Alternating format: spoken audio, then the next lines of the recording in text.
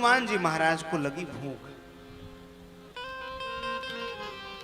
हनुमान जी को लगी भूख और भूख लगी तो पिताजी को बुलाया।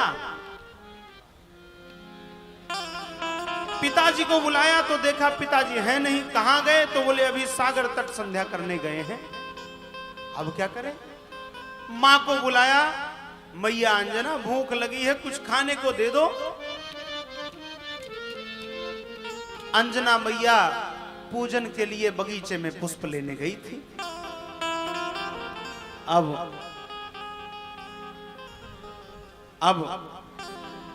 हनुमान जी करे क्या? खिड़की खोली हनुमान जी ने तो देखा आकाश की ओर, आहा ये तो बिल्कुल रस से भरा हुआ फल दिखता है। प्रातः के 6 बज रहे थे, सूर्योदय हो रहा था। हनुमान जी ने उस अरुण सूर्य बिंब को देखा, सूर्यदेव को देखा। मन में इच्छा हो गई, चलो ये तो बड़ा सुंदर फल है, खा के आते। देखो, यदि जीवन में पराक्रम लाना है, विद्या पानी है, आप चाहते हैं कि स्वभाव से आप पुरुषार्थी बने, तो याद रखिए अपनी दिनचर्या को व्यवस्थित करना नितांत आवश्यक है। अब महाराज हनुमान जी ने देखा, चलो मैया नहीं है, पिताजी नहीं है, अब तो इतना सुंदर रस से भरा फल है, अब तो इन्हें खाना है। चल दिए हनुमान जी महाराज, छलांग लगाई और चले जा रहे हैं आकाश गंगा की ओर। ठीक वैसे ही जैसे अभी हमारा सूर्यदेव के लिए भी हमने एक प्रक्षेपास्त्र भेजा ना यहां से, अभी यहां से, और सूर्यदेव की सतह में जाकर उनकी कक्षा में वह जिस रिसर्च के लिए, शोध के लिए भेजा गया है, वो अपने कार्य में भी लग गया है।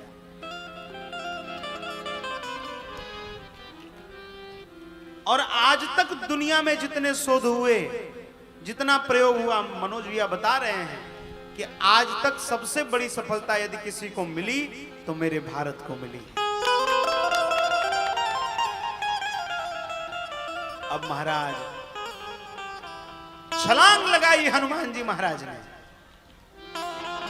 अतुलित बल के तो धाम है ही है, पराक्रम पुरुषार्थ में कोई कमी नहीं है। देखो हनुमान जी, मैंने पहले ही कहा, उपदेवता कोटि के हैं। जन्मते ही इनमें अपार शक्ति की क्षमता होती है, अपार शक्ति का संचय होता है, लेकिन बुद्धि बालकों जैसी रहती है। ये कहा गया है ग्रंथों में। अब चले जा रहे हैं, जितना ऊपर जा रहे हैं और दूरी दिख रही है। गए, पृथ्वी की सतह के ऊपर गए, गुरुत्वाकर्षण समाप्त हो गया। इतने में पवन देव ने देखा कि मेरा बालक कहां जा रहा है। पवन देव ने पूछा, हनुमान जी कहां चले? हनुमान जी ने कहा, आज तो भूख लगी है और ये सुंदर सुंदर रस से भरा फल जो दिख रहा है, इसको खाना है। पवन देव ने जान तो लिया कि हनुमान जी अनुचित करने जा रहे हैं, लेकिन बेटे का पहला प्रयोग है, मेरा बेटा पहली बार कोई इच्छा कर रहा है, इसका मनोभंग न हो, इसलिए पवन देव ने कहा, चलो हनुमान जी, आज तो आपको हम ये फल दिलाकर रहेंगे। पिता धर्मः, पिता स्वर्गः, पिता ही परमं तपः, पितरी प्रीतिमापन्ने प्रीत्यन्ते सर्वदेवता।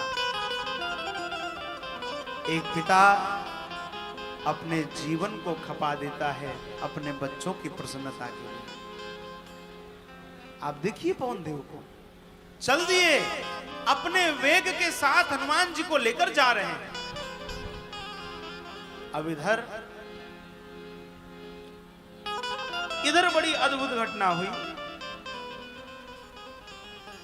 अमावस्या का दिन था, द्वितीय प्रहर चल रहा था। राहु सूर्य का ग्रहण करने के लिए, सूर्य देव को ग्रास बनाने के लिए चला था। अब इधर हनुमान जी महाराज आए, राहु बढ़ रहा है।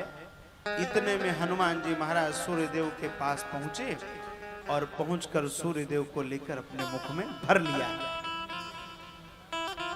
हनुमान जी ने अपने मुख में सूर्यदेव को, और सब गाने लगे। अरे बाल समय रवि भक्ष लियो, तब तीनहु लोक भयो अंधियारो। बाल समय रवि भक्ष लियो, तब तीनों लोक भयो अंधियारो।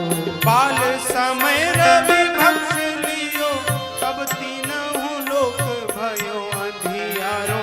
त्राहि सो त्रास भयो जग को, यह संकट काहू सो जात न टारो। संकट जात न टारो। देवन आनी करी बिनती हो, देव करी हो, देव आनी करी बिनती। छाड़ दियो रवि कष्ट निवारो, हो नहीं जानत है जग में कब। संकट मोचन नाम तिहारो, संकट मोचन नाम तिहारो, संकट मोचन नाम तिहारो।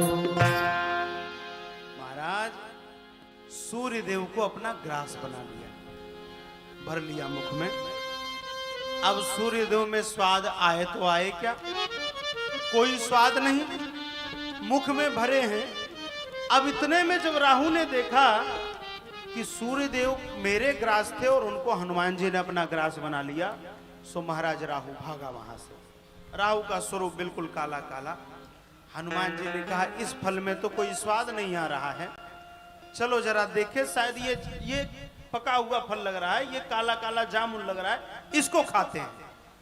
अब महाराज सूर्यदेव को मुख में ही भरे हैं और दौड़ लगा दी राहु के पीछे। अब राहु प्राण लेकर पसीना बहाता हुआ भागा प्राणों को बचाने के लिए।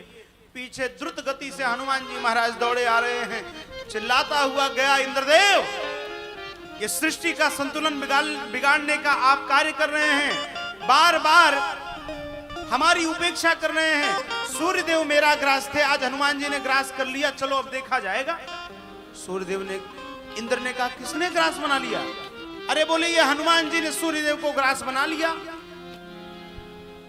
अब महाराज हनुमान जी को तो कुछ पता नहीं, बालक बुद्धि, दौड़े चले आ रहे हैं।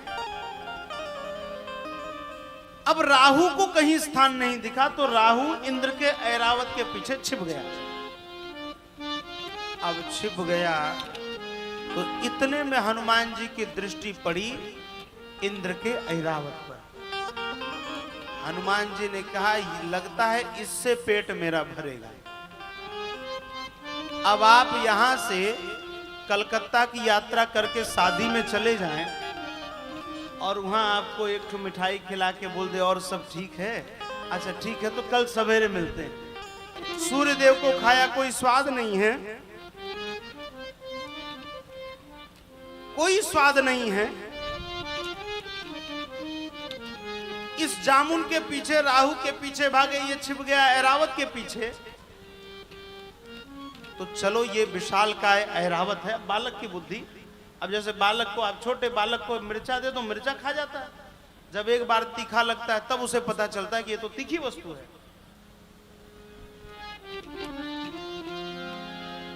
ये तीखी वस्तु है।